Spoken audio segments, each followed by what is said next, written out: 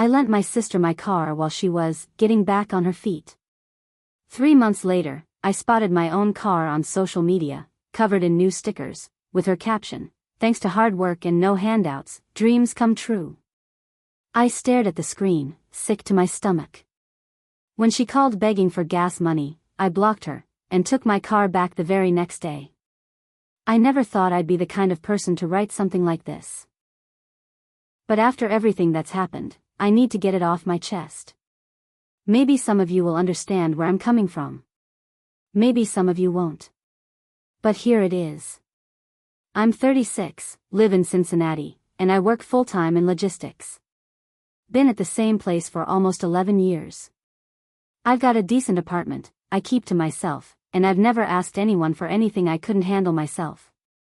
I'm not flashy. I don't care about living my best life on social media. I just try to do the right thing. My sister Erin is 29. She's the opposite of me in pretty much every way. She's loud, dramatic, always posting online like her life is some kind of movie. Growing up, she was always in trouble. Late to everything, always borrowing money, always calling with a new crisis. And I was always the one she called when things went wrong. I guess I had a soft spot for her. Still do, honestly. That's probably why I let this whole mess get as far as it did. Back in November, she called me crying. She and her boyfriend, some guy named Deshaun she'd only been with for like 4 months, had broken up. He kicked her out. She had nowhere to stay, no car, barely any clothes, and was crashing on someone's couch in Dayton. She was working part-time at a diner and trying to pick up extra shifts. I could hear the panic in her voice. "I'm trying, I swear," she said. "I just need a little help. Just for a few weeks until I save up enough for my own car." Now here's the thing, I had an old car. A 2011 Honda Civic. Silver, some dings, nothing special. I'd bought it used years ago and it served me well until I upgraded to a newer Toyota Camry. I'd kept the Civic thinking I might sell it, but hadn't gotten around to it. So I told her, "You can borrow the Civic. Just for now. Until you save up or figure things out." She started sobbing on the phone. "Thank you, oh my God. You have no idea how much this means to me." And at first, it felt like I'd done the right thing. She came down that weekend. I gave her the keys, walked her through the basics, even topped off the gas for her. She promised, just a month or 2, tops. I'll be back on my feet in no time. 3 months went by. Not a word about returning the car. Every time I brought it up, she changed the subject. "Oh, the Civic is running great, thanks again," or "You're a lifesaver, I don't know what I'd do without it." But something started to feel off. She got quiet when I asked about her job. One time she said she was doing some freelance stuff, then the next week she said she was picking up shifts at a boutique. She couldn't keep her story straight. Then came the day everything snapped into place. I was scrolling through Instagram one night in February, just killing time. I follow a couple of local pages, and one had reposted a photo from a Dayton car meet. It was one of those events where people show off their modified rides. And right there, front and center, was a hot pink Civic. Covered in glitter decals, bumper stickers, some tacky wrap with gold stars and fake brand logos. It had a huge sticker across the back windshield that said, "Self-made Queen." License plate blurred out, but I didn't need to see it. I knew every inch of that car. The dent on the back left panel. The scratch near the passenger door. It was my damn Civic. The caption underneath the post? "Thanks to hard work and no handouts, dreams come true #grindonstop #bossbabe #independentwoman." I stared at the screen for a long time. My whole body felt cold. No handouts. That car was mine.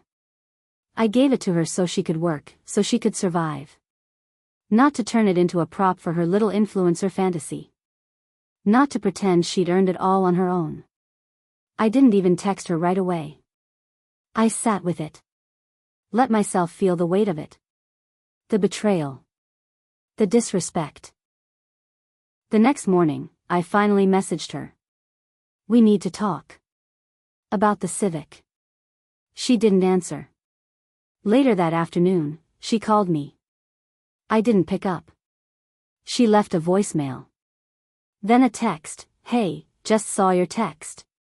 Everything okay? That photo blew up lol, crazy huh? Also can you Venmo like $20 for gas? I'm tapped until Friday." Please folded hands, I stared at my phone for a long time. Then I blocked her. I didn't say another word. The next morning, I took a personal day from work. I didn't even tell anyone why. Just said I had to deal with a family thing. I drove to Dayton. I knew where she was staying, some townhouse on the east side, with a girl she went to high school with. I dropped her off there once before. When I pulled up, there it was, the Civic. Sitting in the driveway like a damn clown car.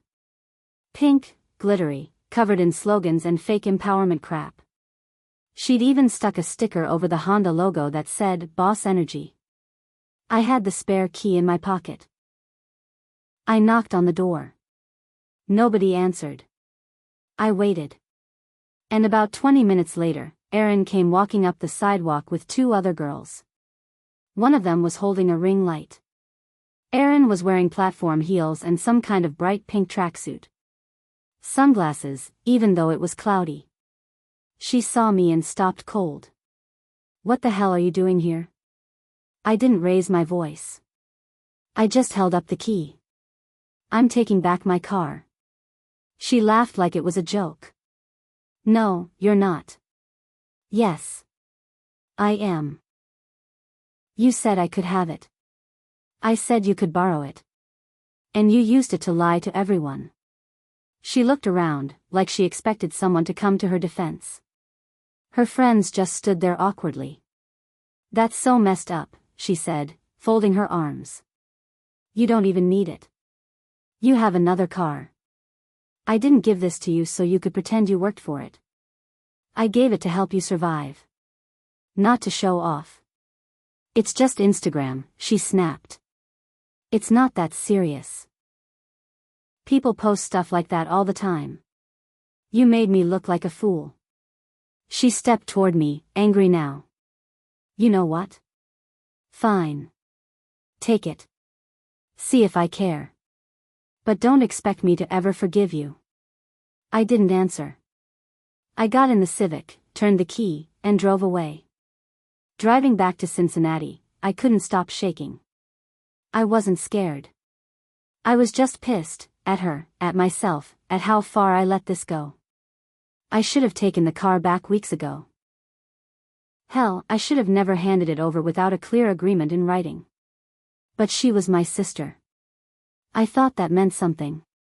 The Civic smelled like cheap perfume and stale fast food. There were fast food wrappers in the back, a cracked phone charger jammed into the console, and glitter everywhere, like someone had opened a craft bomb in there. I drove straight to a detailing place. Told them I wanted everything scrubbed, inside and out. Told them I didn't care how much it cost. Gonna take a few hours, the guy said. You sure you want to remove the wrap? That's custom work. Yes, I said. Rip it off. When I got home, I tossed my phone on the couch. I didn't check messages. Didn't want to hear her excuses or see the fake tears. But she found a way to get to me anyway. That night, my mom called. She's crying, she said. You left her stranded. Stranded? I repeated. She's not on the side of the road. She's living with a friend. She needed that car, Mom said. She said you gave it to her. No, I snapped. She's lying. Again. She said you're punishing her because her business is doing well. Mom, she doesn't have a business. She's selling knockoff lashes on Instagram and lying about her life. There was a long pause. She's still your sister, Mom said, quiet. Yeah, I replied. And I'm tired of being the only one who acts like it. I hung up. I thought that would be the end of it. I figured she'd talk trash online, maybe make a few vague posts about fake family and haters, but eventually she'd move on. I was wrong. The next week, I got an envelope in the mail. No return address. Inside was a printed letter. To whom it may concern, this letter serves as formal notice that the 2011 Honda Civic, VIN included, is under dispute. The vehicle was gifted in November and now is being wrongfully withheld. Legal action may be pursued if the vehicle is not returned. Below that, she'd typed her name. She tried to legally claim the Civic as a gift. I laughed out loud. Then I got mad again. She wasn't just lying to strangers online now, she was trying to rewrite history. I called my lawyer friend, Josh, who works with property cases. "Did you give her the title?" he asked. "No. I kept it." "Then she doesn't have a leg to stand on." I told him about the letter, and he said to keep it, just in case she escalated. He also told me to pull the DMV records and double-check that my name was still on everything. It was. But that didn't stop her from trying. 2 days later, she posted a video on TikTok. I wouldn't have seen it, but one of my coworkers follows her for the drama and sent it to me. In the video, she stood next to a different car, a rental, I think, talking to the camera like she was filming an inspirational speech. "You can't let people take things from you just because they couldn't make it work," she said. "I worked hard for everything I have. People want to drag you down the second you rise above. But I don't need anyone's permission to succeed." Thousands of likes. Comments filled with "Yas Queen" and "Cut off that toxic family." And still, not a single mention that the car was never hers. Then came the twist I wasn't ready for. About a week later, I started getting strange messages. "Why did you steal your sister's car? You're disgusting. Let her live." Some men are so threatened by successful women. She'd told people I stole the Civic from her. She made up a whole story about how I changed my mind after seeing her succeed. She said I couldn't stand her having more followers than me. She said I drove to Dayton and took her only source of income out of spite. I wanted to scream. Instead, I gathered every receipt, every text, every voicemail. I took screenshots of her messages asking for gas money. Of her posts saying, "No handouts." I saved it all in a folder on my computer, just in case. But the worst part? My aunt believed her. So did 2 cousins. People I grew up with. They unfollowed me, blocked me, stopped inviting me to family stuff. All over a car. All because I was stupid enough to trust someone who never earned it. About a month after I got the Civic back, I got a notice in the mail from a small claims court in Dayton. Aaron had filed a civil suit. The claim? Wrongful possession of gifted property. She was actually trying to sue me. I stared at the document in my hands. My sister, who had begged me for gas money, who lied to me for months, who paraded my car around like a trophy, now wanted to drag me to court for stealing what was mine. The court date was set 3 weeks out. I called Josh again. "You'll win," he said. "She doesn't have proof. She never had the title. She's just hoping you won't show." Still, I was shaken. The whole thing felt personal now. This wasn't about the car anymore. This was her trying to make me look like a monster in front of strangers. She'd rather burn everything down than admit she messed up. Then I found out she'd started a GoFundMe. "Help me get back what was taken." Broken heart, she claimed her abusive brother took her only car out of jealousy, leaving her jobless and stranded. Said she needed money to get legal help, a new ride, and a safe place to heal. There was even a fake story about me showing up and screaming in her face, which never happened. The goal was $5,000. She raised over $1,200 in 2 days. I don't know what disgusted me more, her lies or the people falling for them. I could have gone online and set the record straight. Posted screenshots, texts, maybe even clips from her no handouts video. But I didn't. I wanted to. I just didn't want to get dragged into her circus. I still had to show up to work, live my life, pay my bills. I didn't have time to fight with strangers on TikTok. But then something happened that I couldn't ignore. I was driving to work one morning, in the Civic, now clean, no glitter, when I noticed a car following me. At first I thought it was just traffic. But it tailed me through 3 turns, down a back road, and all the way into the lot at work. I parked. The other car pulled in 2 rows behind me. I sat there a second, then got out slowly. It was Erin. She rolled her window down, leaned out, and said, "You didn't think I'd let this go, did you? You're stalking me now? I want my car back." "It was never your car." "I'm warning you," she hissed. "You can still fix this. You can give it back and this whole thing goes away." I laughed, not because it was funny, but because it was unreal. "You need help," I said. "Get out of my life, Erin." And I walked away. Later that day, security at work called me. Someone had keyed the driver's side door of the Civic. Deep scratches. Like they'd used a knife. The cameras weren't clear, but I knew who did it. Nobody else had a reason. That night, I filed a police report. Not because I thought she'd go to jail. But because I needed documentation. I was tired of playing nice. And I still had court coming. Court day came in late March. I showed up early, wearing the only suit I own. Erin showed up 10 minutes late, dressed like she was going to brunch. Bright heels, big sunglasses, and a Queen Hustle t-shirt under a blazer. She didn't even look at me. The courtroom was small. Just a judge, a clerk, a few people waiting for their cases.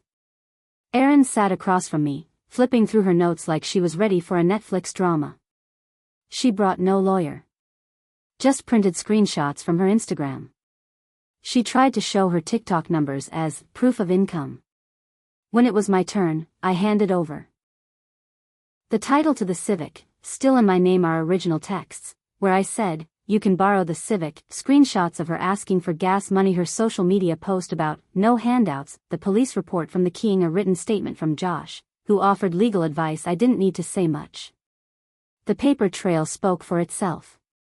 The judge looked at her and asked, "Do you have any documentation that shows the car was a gift?" Erin stammered. He said I could have it. It was. Understood. Was anything signed? The judge asked.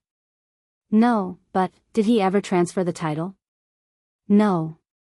But it was implied. The judge sighed and rubbed his temples like he'd seen this too many times. "Miss Daniels," he said, "without legal documentation, this is still his property. The court finds no reason to change possession of the vehicle." He ruled in my favor in under 10 minutes. Erin stood up, furious. "You're ruining my life." I didn't respond. I was tired. I just walked out. You'd think that would have ended it. It didn't. The next day, she posted a new video, fake crying, saying the system was against her, that the blood means nothing to some people, and that she'd been silenced in court. But the comments weren't what they used to be. People started asking questions. "Why didn't you have the title? Wasn't that car silver before? Didn't you say you paid for it yourself?" Then someone, I still don't know who, linked to the court summary, which in Ohio is public info. It showed the case. The ruling. My name. Her loss. That post got taken down fast. Her GoFundMe got flagged and removed a few days later. I kept quiet. But inside, I felt something shift. The truth finally caught up to her. Erin spiraled after that. She posted less. Her follower count dropped. Her little brand fell apart. I heard from my cousin that she moved again, this time to Cleveland, trying to start over. I won't pretend I'm proud of all of it. I could have handled things better at the start. I should have written up a loan agreement or just said no. I should have known she hadn't changed. But I did what I could. I gave her a chance. She took that chance, covered it in glitter, slapped a lie on it, and tried to make me look like the villain. So yeah. I took the car back. And I'd do it again.